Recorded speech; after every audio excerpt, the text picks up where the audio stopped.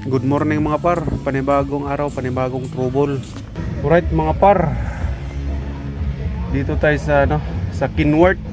Matagal ko tong ginawa mga par.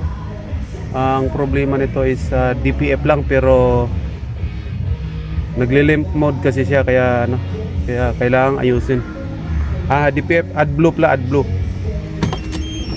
Yan yung after treatment na yan mga par. Laging nag-i-indicate yan pag mayroon pa yung AdBlue na fault code. So ngayon naayos natin, 2 araw natin inayos to mga par. Subukan na natin panda rin kung nandyan pa rin siya. Ayan mga par, nawala na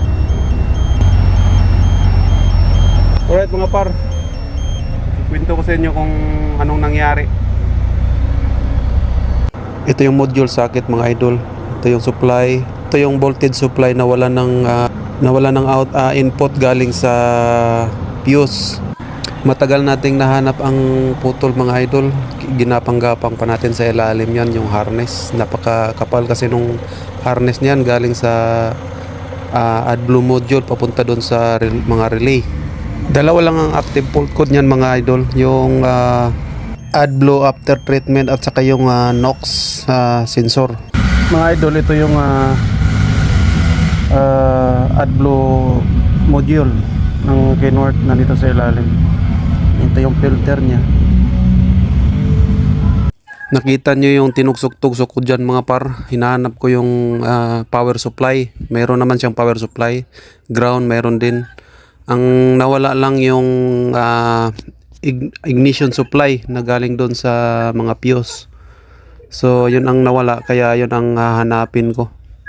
Yung canvas naman na galing sa ECU, wala namang problema.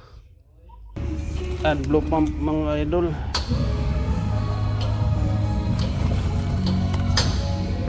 Ito ang corrosion mga idol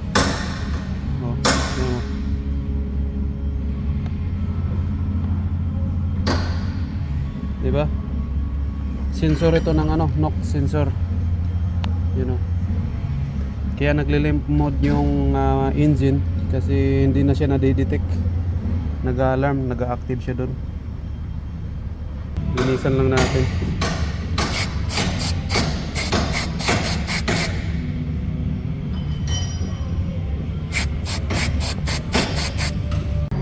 Ito na yung bagong AdBlue module mga par.